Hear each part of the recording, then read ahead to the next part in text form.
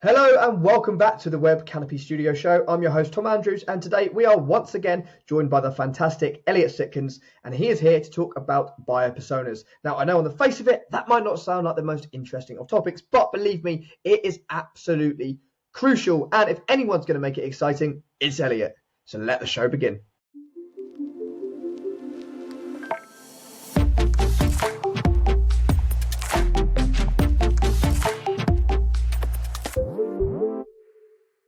So, Elliott, welcome back to the show. You might as well be a co-host with me by this point because, I swear you've been on about the last 4 shows now. I say that as though it was a bad thing. It's very much not. Absolutely love you being here with your pearls of wisdom. And at this rate, I'm worried you're going to be taking over my role as host because you are so good. So today, yeah, but I don't have this silky voice, Tom. Well,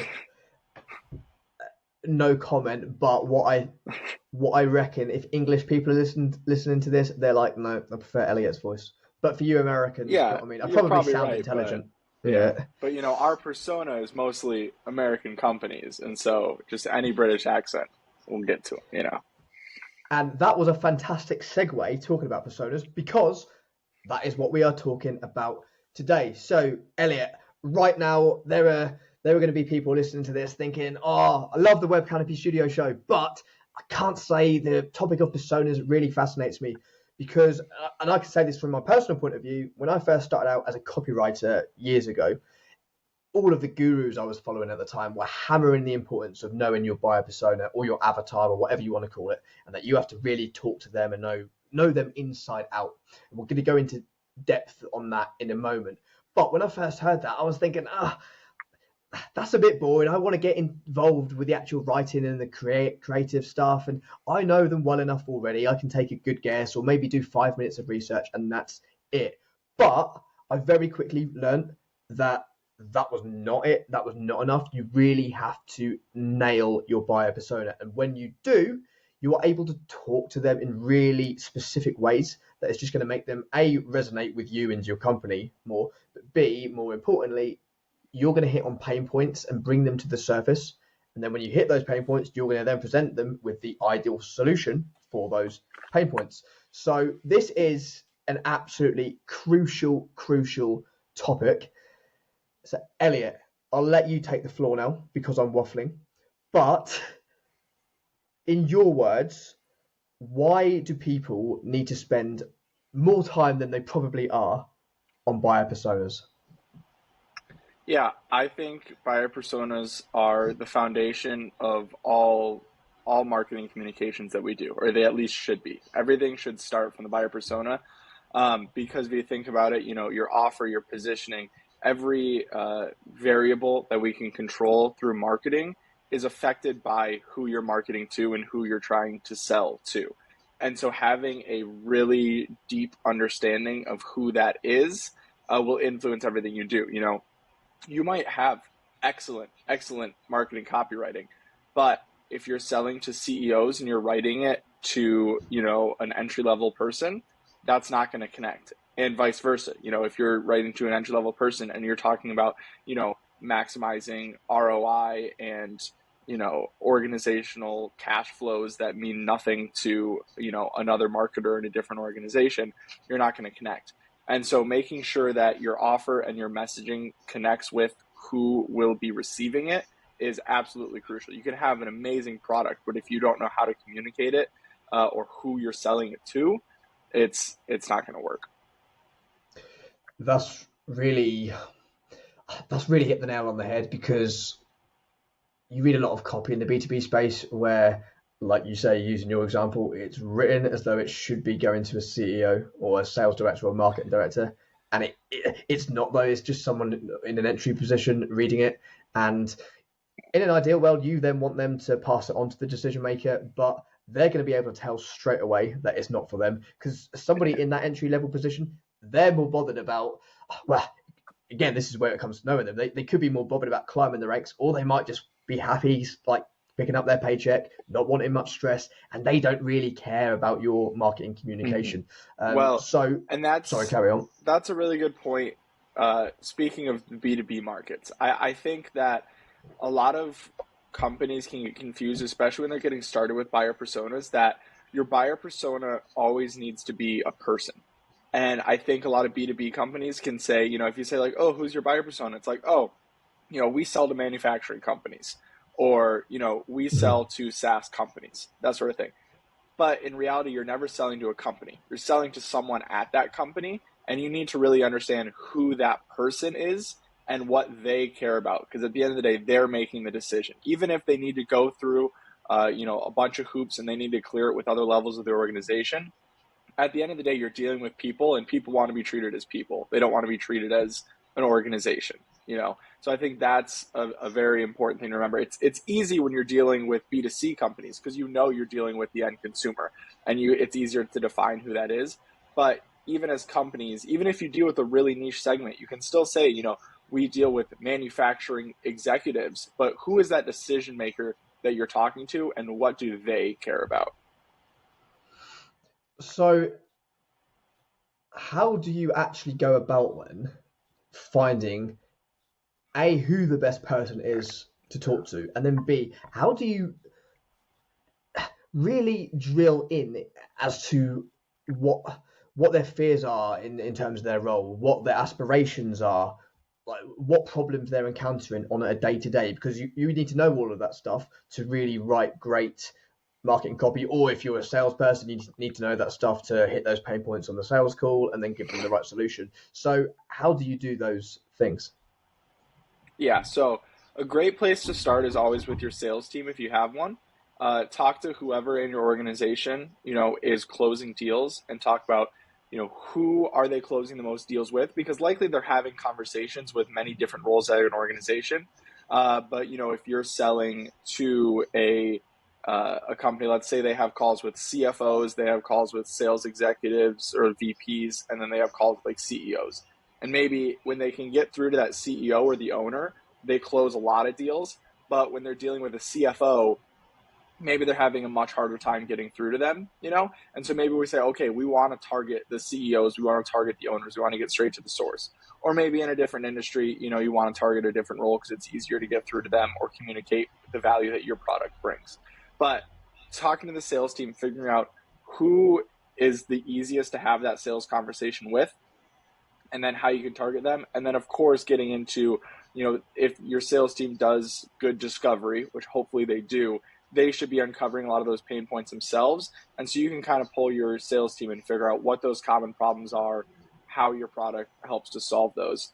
You know, you can also conduct actual interviews with your clients. If you have a really good relationship with a customer that you know is kind of your ideal client, you know, maybe you can talk to them about what made you attracted to our product. You know, what are the biggest problems that we help you solve. So I would say those are the first, you know, two easiest ways, and probably like most traditional ways to go about uncovering your buyer persona. And the cool thing is, I've recently just written a blog post about sales and marketing alignment that will be coming out next week at the time of recording. So it'll probably be out by the time this has gone live.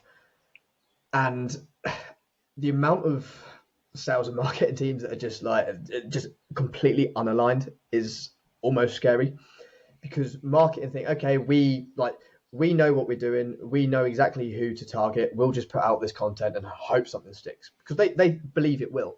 But if they just sat down for an hour with their sales team, and it would benefit them both as well, obviously, and just said, okay, look, let me ask you these questions that I would normally ask a prospect or a client on an interview, and just answer them based on all of the conversations you've had. And that is, for me, the best data you can get, because I mean, interviews are really powerful, but people might say things that they don't necessarily mean on an interview, or they might think a little bit deep. But when your salespeople are speaking to these prospects, the prospects are saying things that they actually mean, and they're ultimately, you know, if you've hit the sweet spot with something, or if you're well off by if they buy or not, right? And you're catching them in the right phase of the process, where yeah, exactly, those salespeople are talking to them in the discovery process when they're still having those problems. Where if you interview someone after the fact the problems have already been solved, they might mention a feature Mm. of your product that they love that does a great thing, but they would have never even thought about when they were originally looking for a solution, Yeah, you that's a know? great point. Yeah, so for me, that is the number one thing like companies should do. Just get your marketing and sales teams together once a month. Even that's going to be so much better than not doing it at all. And like instantly, I think every single company will reap the rewards of that. So a big thing that comes up when you talk about buyer personas is companies think that all they need to know is just a bit of demographic information, like the role of the person they're speaking to, and that's pretty much it. But as you alluded to earlier, it does go so much deeper than that, and the more information we can find, the better copy we can write, the better offers we can put out there, the better our salespeople will be able to sell. So, what specific information should we be looking to get from sort of a buyer persona deep dive? Mm-hmm. So like you said, so many organizations, I feel like surface level can tell you like, oh, our demographic is, 18 to 35-year-old males with a college degree or something like that. And that's great. That gives you a rough idea. And I'm sure that, that's usually just treated as an abbreviation and it's assumed that there's stuff under the surface. But that stuff under the surface is really what's going to help you because we don't just want to sell, people make decisions off emotions. We don't want to sell off practicality. Obviously, that matters if you can say, we're 50% more efficient, we can save you X amount of money. That's great. But really, what's going to sell is solving problems and, removing pain and adding, pleasure, so to speak. And so what you really want to uncover is say, okay, if my demographic is 18 to 35-year-old males that are, in entry to mid-level sales roles, let's say, if you're selling sales training. Okay, well, what do they struggle with? Is it that they're, still trying to get off their feet financially, so they're looking to, rapidly advance their earning potential? Maybe they're still struggling to find the, they're struggling with keeping up with the Joneses, so to speak. They see all Mm-hmm. these other people in their profession that are doing so well and they aren't there yet. And so being able to paint that picture of what it could look like when you solve their issues, and say, you've always wanted to be like these people. Like, we're going to help you get there. The other thing we think about too is what we call like the 2 In a.m. fact, problem. Elliot, just before we go back to that, just Mm-hmm. on that note about the keeping up with the Joneses, I just think I'd interrupt there because that is such an important one, especially in like the Western world, in America and the UK. That tends to, I've noticed that in the last few years more than I ever have, really. And I think if you can nail that, that is so powerful. But if you just come out and explicitly say, oh, like you're going to be able to keep up with all your friends in these other jobs, that could be good. But at the same time, it might be a bit too hard hitting for some people. Think, okay, like why are you saying this? How would you go about when it comes to writing copy, say, talking about that kind of thing without maybe not explicitly saying it outright like that? Yeah. So I think a lot of it can come down to like what does it make them feel rather than what is it? Like you can say that, you feel like you aren't producing as much as your friends or you aren't achieving as high as your friends or your peers. But obviously, like even if that is the case, people don't even want to admit that to themselves. Mm-hmm. So, it would be more along like in that case, I think you keep it a little more positive about like, like, you're capable of more, like, let us unlock your potential, something along those lines. But I think it also leads into we're, especially in the B2B space, we're so focused on like what this helps you improve at your job, which at the core is what we're selling. But these people are so much more than their jobs. So it's like, what can that job performance, like what do their problems at work, what do they take home with them? This is definitely can be used even more when your persona is someone with families, like, 40 to 50-year-old men and women that might have kids at home. But even if it's a younger person, if you can say like, you're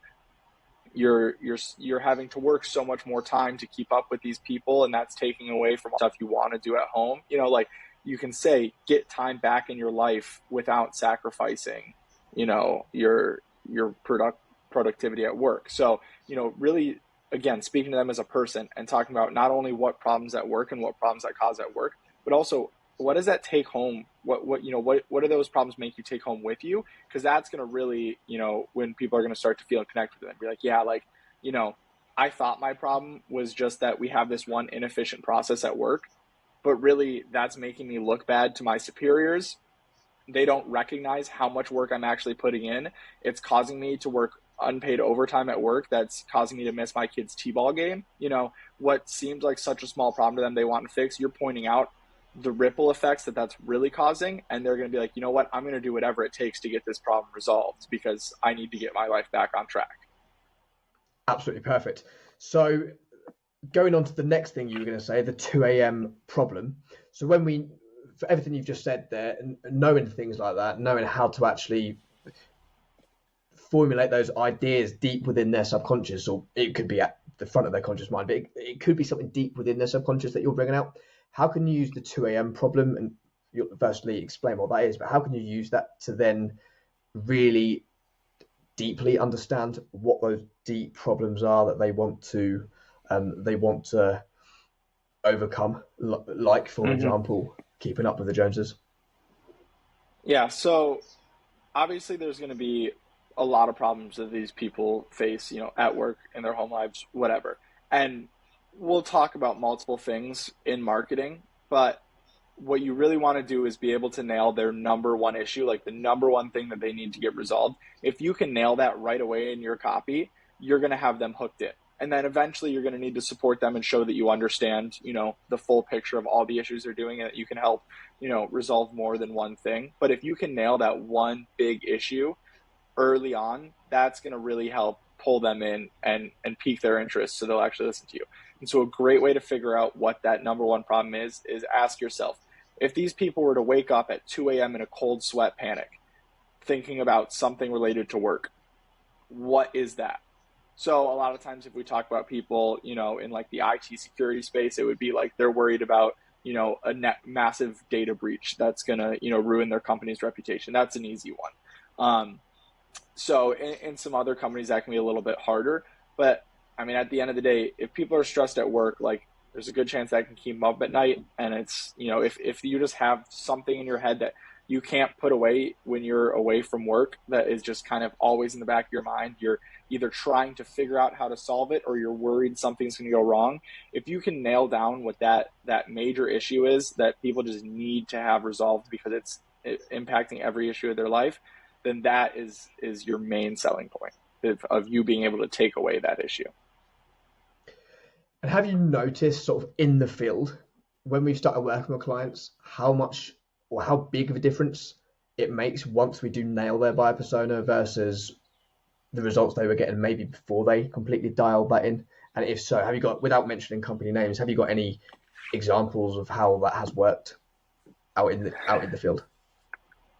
Yeah, we've definitely had some moments with, especially, like newer companies or like newer tech companies where they have a great product and they just don't really understand their persona. But when we can get into a workshop and really help them narrow that down through how we ask our questions, there can be a big difference because it's that typical sales problem of you want to focus on products and features and what makes your product so great, but no one cares how great it is until they know that it actually solves their problem. They know what they're looking for.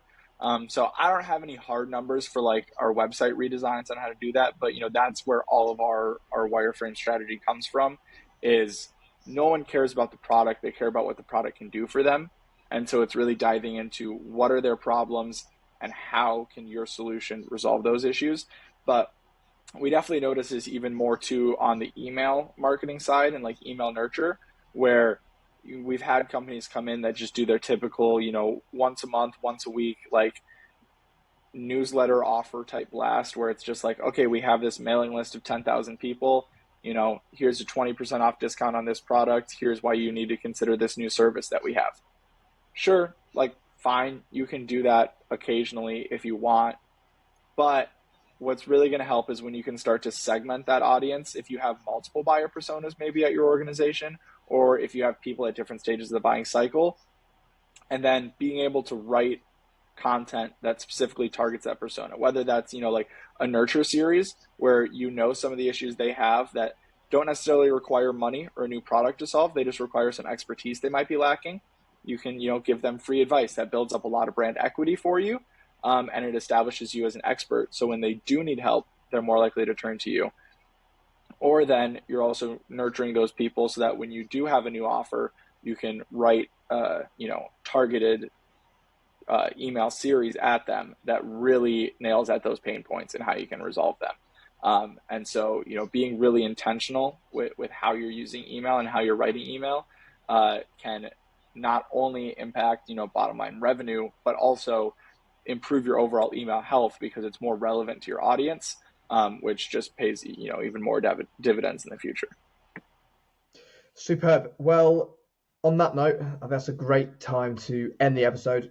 Listeners, I hope you've learned an absolute ton from this. And even if you knew essentially the importance of a buyer persona and knew all the things we've spoken about, hopefully it's just reiterated the importance of actually doing it. Because I know there are loads of people who know this stuff is vital, but a bit like I used to be years ago when I first started copywriting, think, I know it well enough. It's not as fun as all the more sexy stuff, like actually doing the work, and then you put it off. So hopefully Elliott has just completely reiterated why you need to do a buyer persona deep dive. Speaking of which, in the next episode, Elliott is going to be back yet again because we're going to show you a really cool way to use AI to do a lot of the work for you. So where I said that this stuff can take a lot of time, you probably should put a lot of time into it. What we're going to tell you next is going to shortcut that process massively. So you literally have no excuse whatsoever for not understanding your buyer persona inside out. So Elliott, once again, thanks a lot and see you on the next episode. See you then.